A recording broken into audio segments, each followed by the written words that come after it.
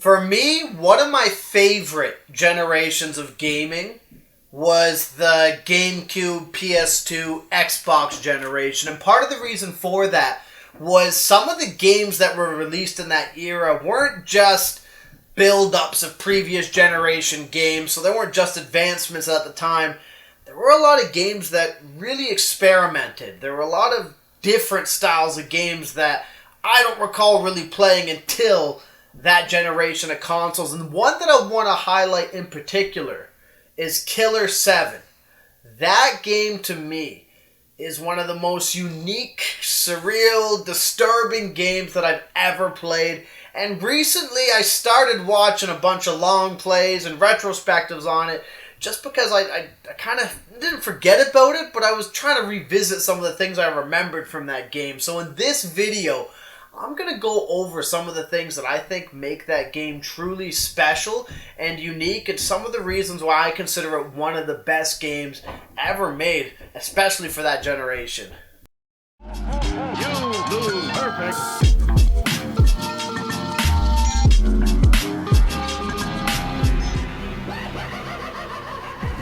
So, for those who haven't played it, Killer 7, the name comes from the fact that you play as 7 different assassins, all personalities that come from a guy named Harmon Smith. And he himself is also a wheelchair-bound assassin as well, and you do play as him at some point in the game as well. Now, the game itself, the simplest way I'm going to describe the story is you're hired by the government to stop a terrorist group called the Heaven Smile, and they're essentially released some virus that's infecting people to make them self-destruct. And in other words, they perform suicide bombings throughout the game. And your goal in the game is to shoot them. You can also collect their blood, build up attributes, things like that. That's the simplest way I could describe the story, but understand that the story is very, very, very, very dense. And this is the biggest or best Cole's Notes version I can give you.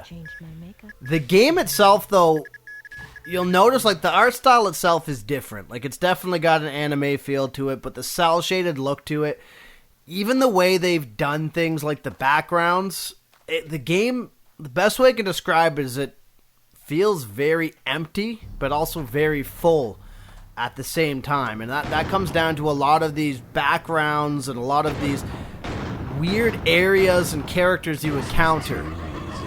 Throughout the game, though, I would say the most unique thing is the way the game twists ideas, the way it twists characters, the way it makes you confront things that are just awkward, disturbing, absurd, really. And I myself, when I remember first playing this, I think I played like 10 minutes in and I was like, I'm not sure what this is. I actually traded the game in. I actually bought Medal of Honor, as I recall, and the game didn't work. The disc was broken, so I returned it, got a store credit, and Killer 7 was like the same price at the time, back when you could buy the game for $20 used, right?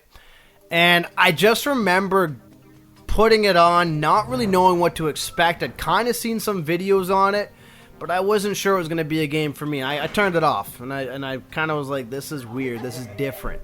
I was also a little thrown off by the controls, which are completely on rails. You literally hold A to move forward, and I believe you'd hold B to go backwards, and then you pick different terminal points to pick where you're going to go.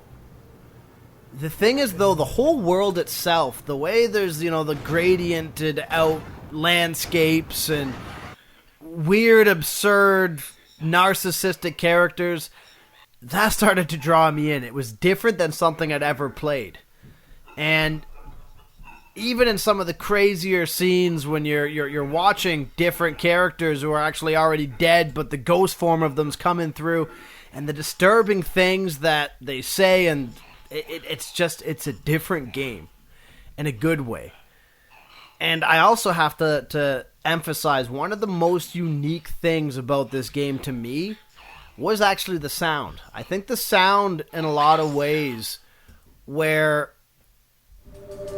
most games, especially from Capcom, have pretty good sound design, but in this game, the way they use sound to punctuate moments, to make things feel even more weird or awkward, the way they distorted characters' voices when they spoke to you, especially some of the dead characters.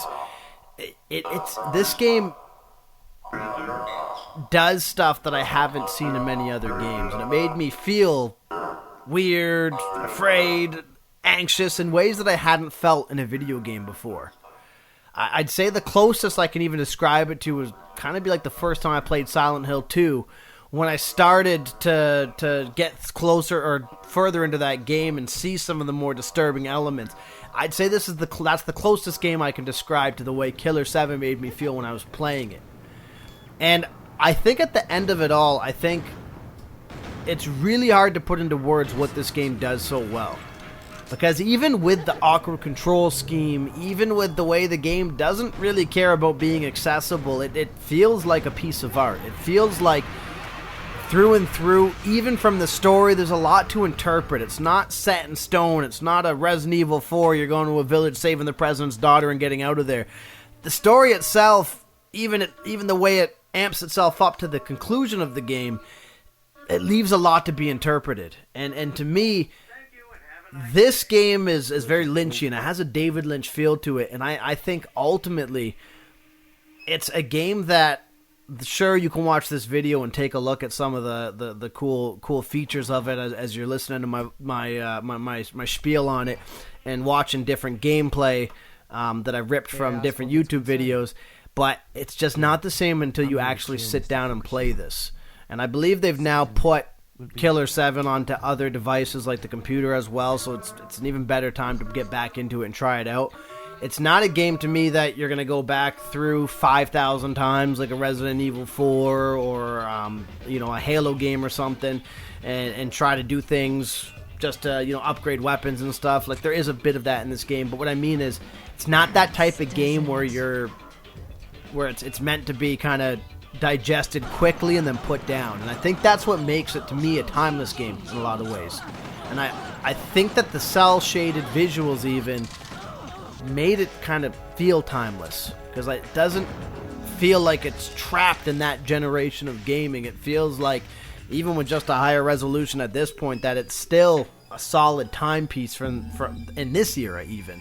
Because those visuals didn't really hold it back. Like, my favorite game ever is Ocarina of Time, but if you look at the leaps that graphics have taken from Ocarina of Time to now, the game looks outdated, but Killer 7 to me doesn't. And that comes down to the visual aesthetic, that comes down to the way the characters were designed, and I think that really is part of the reason the game feels so special. There's so many elements working for it that a lot of games just, frankly, weren't willing to try or afraid to try.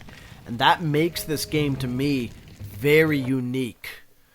So, in my opinion, if you're looking for a game that you really want to get into and really want to explore the lore of and really want to experience something that you've never experienced before, I heavily recommend going back into Killer 7 or going into it for the first time and giving it a chance and kind of really exploring how weird and disturbing and interesting the world in this game is.